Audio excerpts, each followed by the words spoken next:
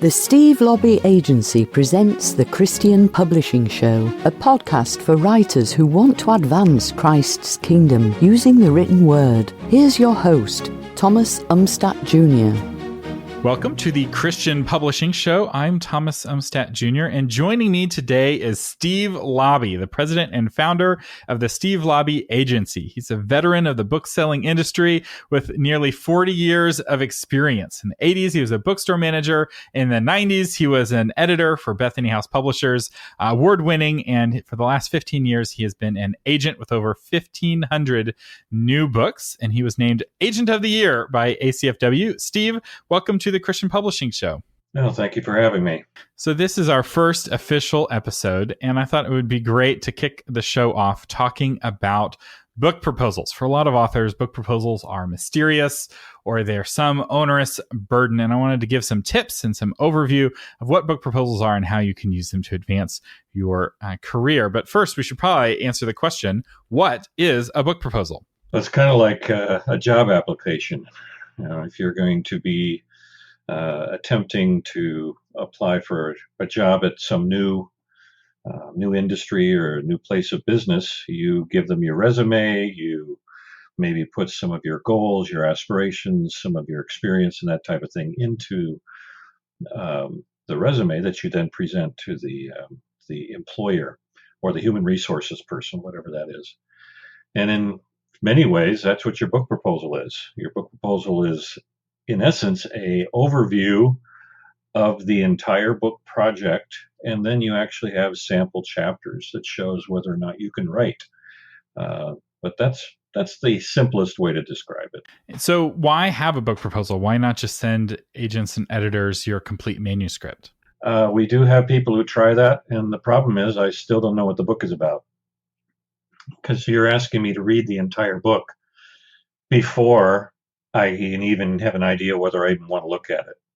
So think of yourself as a consumer. When you go to the bookstore shelf, if there's a physical bookstore, or you go to an online place, you look at the title, you look at the topic, and you're looking at a 150 word synopsis of it in the book description. And then you decide whether or not you want to look inside or whether you want to pull it off the shelf and flip through the pages. This is what the book proposal does. It gives you that overview without asking the reader, meaning the agent or the editor, to read the whole thing first. Now, granted, if you don't write a good book, the greatest book proposal in the world won't help you. But if you have a great book and a terrible book proposal, now we have a problem, because everyone buys a book based on the overview before they've read the book. There's a famous quote, I think it's by Will Smith, who said, "I'm not in the movie business, I'm in the movie trailer business." Because people don't determine whether or not they're going to watch a movie by watching the movie. They determine whether or not they're going to watch the movie based off of watching the trailer.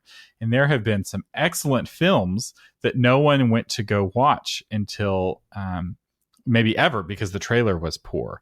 And there are other films where the trailer makes the movie look amazing, and then you go and you realize that every funny bit of the movie was in the trailer, and the movie wasn't actually very funny, or it wasn't very fun. And as authors, in a sense, we're in the book cover business. It's about the way that it is packaged. Now, ultimately, if you want word of mouth to kick in, that writing's got to be good, but you don't earn that until you first win that first battle, which is kind of how it's packaged. But to correct you just slightly, actually, the author's more in the back cover business, because the author doesn't necessarily control what the front cover looks like.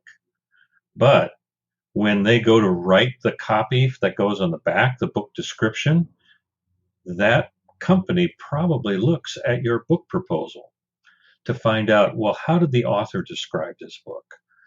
And so it's really, that's what the proposal is, a description of the book, rather than a image. In fact, those people who try to create a book proposal with a cover usually don't know what they're doing. And it's easy to turn off an editor by sending them this is what I want my cover to look like. that's a mistake, actually, if you try to do that. Yeah, the packaging, the back cover is as important. If you watch somebody in a bookstore, they look at the spine, often is all they get, and then they pull it out and they see the cover, and they flip it on the back, and then they either flip to a random page. Sometimes they're like, shut up and take my money. If you've done a good enough job on the back, you made a good enough promise, or they are familiar with you as an author already. There's a lot of reasons why they'll just make the decision, but if they still haven't been sold and they haven't put it back on the shelf yet, they'll either flip to the first page, or more likely they flip to a random page, which is why the writing overall has got to be solid, because you don't know which page they're going to flip to. It's somewhere in the middle, most likely, but it can be hard to say. And the other advantage of book proposals is that, if you're an agent and you're getting a 100-page book, 5 people send you a 100-page manuscript every day. That is 500 pages of manuscript to read every day, and no one is going to do that. Nobody. It's physically impossible to also do your job. And some agents and some editors will get dozens of proposals every day. And the nice thing about a proposal is that it allows agents and editors to engage the content in a nonlinear way. So often if I'm looking at a book proposal, I'm trying to answer certain questions about this author. Like, does this author have good writing? Does this author have good endorsements? Does this author have good marketing? Typically, one of those things is more prominent than the others. And with a well-crafted book proposal, I can see if there's a good answer to that in the book proposal, which allows me to make a decision, which makes it easier to say yes on that book proposal. Or to say, yes, I'm willing to look deeper. That's right. Because ultimately, it's the execution of the idea in the sample chapters. So, for example, the way I process proposals is I run them past a reviewer who works for me, and her job is not to look at the proposal. Her job is to look at the sample chapters and tell me if it's a good writer. Are they a good writer? Yes, no, maybe so. Even maybe give it a grade like A, B, C, D, or, C minus, C plus, that kind of thing. Then when I look at the proposal, first I see, oh, they're a good writer. Oh, good. Now I look at the proposal. Can I sell the idea? Because the editor is trusting me that they are only going to be seeing proposals that are well-executed books, not just a great idea. Great idea is one thing. Great writing is another thing. If you can put the two together, well, then you have a winner. And if you add in great platform, that's a third lovely aspect to it. But I don't know if I'm confusing the issue, but writing a great book is only part of the process. A great book proposal really helps sell the book.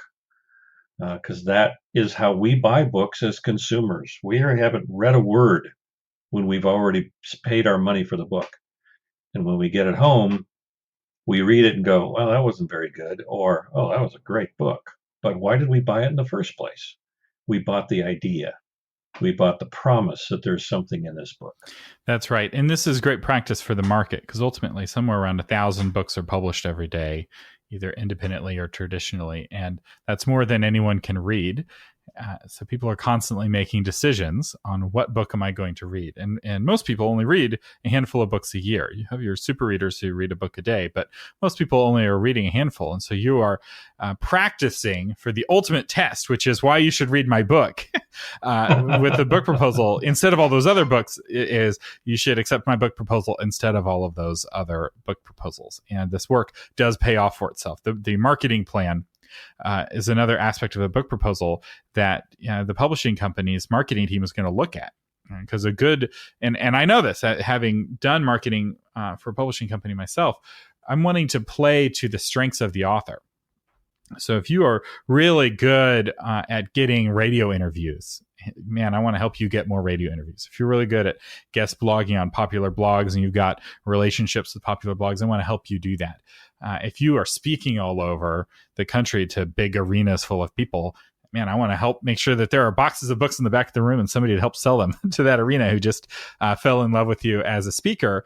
And no one author has all of those strengths. For some people, the idea of putting them in front of a crowd as an author, they'd be like, you could just shoot me. I think I'd prefer to die than to do that. Whereas other people are like, please get me in front of an audience. I'll talk to as many people as you can find. And because different authors are strong in different ways, I want to be able to find out really quickly, where are you strong and where I can build on what you already have. And because there is no one size fits all. There's no make book sales button that marketing directors have. And they just, play golf and then come into the office around 2:30 and push the sell books button and then, go home early. That's not how it works. It's kind of a tricky job because you don't control the outcome, right? You can lead a horse to water, but you can't make the horse drink. And you can introduce a book to potential readers, but you can't make them buy it. And sometimes books resonate and sometimes books don't. And, you can help the book give it its best shot, and you can help the reader have the best feeling about the book as possible. But ultimately, you can't just sell them on the book. If you want the book to thrive, you have to sell them twice. You have to sell them on buying the book and then sell them on pick the book off your nightstand and actually read it, because people aren't going to recommend a book they didn't finish. And so pulling somebody through the book is really key. So that's another element.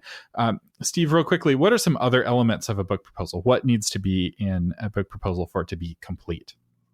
Well, I always recommend that you start with the hook, that aspect of the book that is going to make me stop and go, oh, that looks interesting. Now, in a novel, that can be a sentence or a phrase, or if it's a nonfiction, is what is making this nonfiction book compelling? Why should I read it? And if you look on, just go on your own shelves, take a bunch of books off the shelves and flip it over on the back. And usually there's a headline at the top of the book. It can be, in fact, I just pulled one here off my shelf here. How should Christians engage the broader culture? Big headline at the top. And then there's a breakdown of how does this book do that? It's that kind of, you start there pretty much kind of like what you're doing on the back of a book. And then comes I call it the back cover copy, 75 word, 150 word maybe, of what the essence of the book is. Then after that, you go into, well, who's the author? A lot of authors, in fact, I just got one this past week.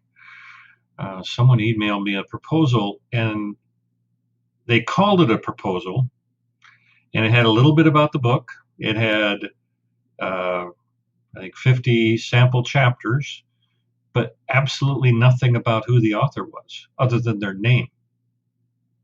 I'm not going to sign this person. I don't know who they are. I don't know if they're a warlock. I don't know what their background is. I know nothing about them. And so I recommend you talk a little bit about yourself, but put it in there. Give it a half page, maybe even include your glamour shot picture if you like, so I have an idea what you look like. That can be very helpful, by the way, if you have met an editor or an agent at a conference and then you want to send the proposal later. Having your picture there helps remind them that they actually met you, because they will recognize your face. Then you get into things as you mentioned earlier, Thomas, about what are you going to do to market the book? If you are in charge of marketing this project yourself, how would you go about doing it? What are the kinds of things that you can do? What is your audience, your tribe, all sorts of other words that are used to describe it. And if you have well-known people that are going to come alongside you, have a section on endorsements. Please don't make the mistake, as some people do, is have an endorsement, but the name on the endorsement are initials like EW or SJ. I don't know who those people are. Well, probably because it's your mom or it's your brother, and you're trying to disguise that it's your mother giving you the endorsement. Well, if your mother is a very famous uh, person, say like a Condoleezza Rice, okay, but give me her name. Don't just say CR.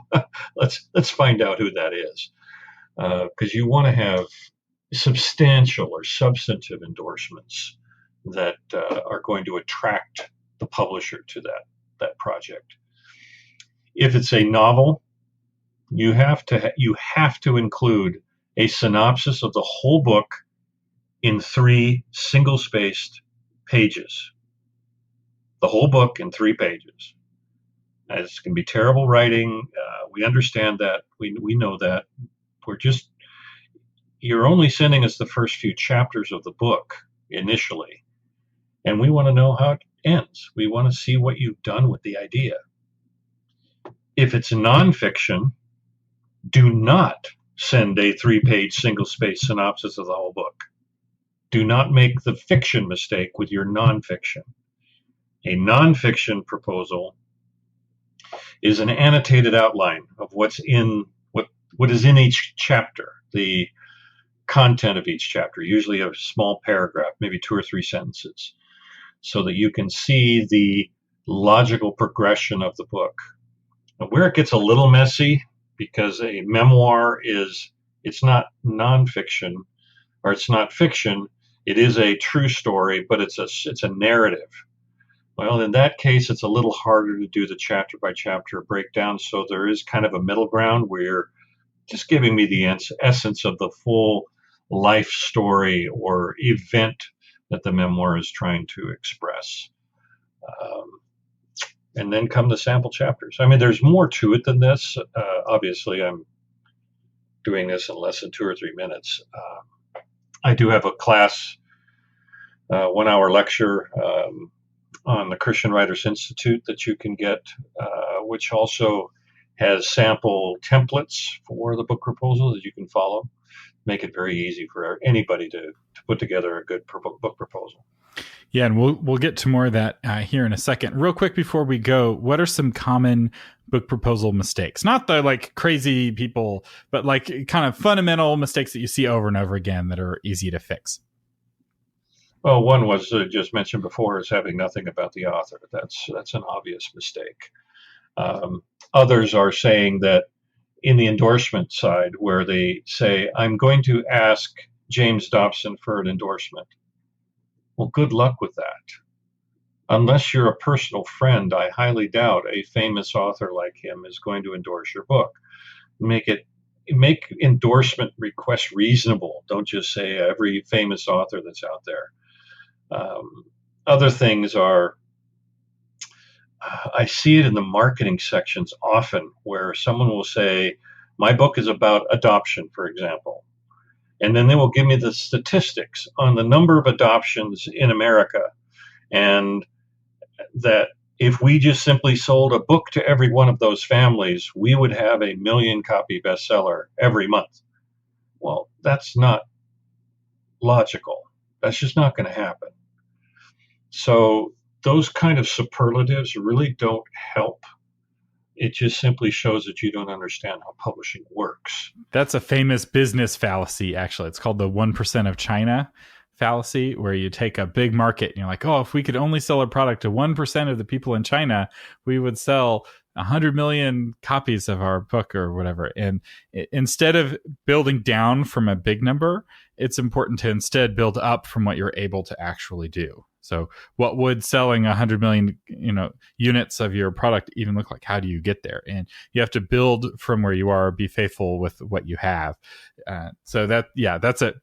Authors aren't the only ones who make that mistake. I'll say in the business world, It's a common business plan mistake as well. And I'll tell you, it's an eye roll on my end. When I see that, I just kind of sigh and go, okay, don't do that. It doesn't impress me. I know that there's a lot of adoptions out there. I know there's a lot of families out there. What I need to know from you is, how are you going to get your book to them? That is what a marketing strategy is. Not the size of the market, but how you can effectively penetrate the market with the ability or the network that you have. Those are some of the common mistakes I see. We're going to explore these topics in more detail in future episodes. We're going to talk about how to improve your marketing, how to improve your writing, and how to become better as an author overall. So stick around. This episode is brought to you by the Christian Writers Institute. As Steve mentioned earlier, our featured course today is The Elements of an Effective Book Proposal by our very own Steve Laube. It's a 1-hour presentation about everything you need to put into your book proposal. It is excellent, and it also comes with sample proposal templates where you can just copy and paste from your own material and write in that template. So it's a big time saver. It comes with a proposal checklist and a lot more. And if you use the coupon code podcast, you can save 10%. But I think you might be pleasantly surprised. It's not actually a very expensive course. So you can find out more about that at christianwritersinstitute.com. Thank you for listening to the Christian Publishing Show. For more information and to get episodes delivered to your phone automatically, visit christianpublishingshow.com.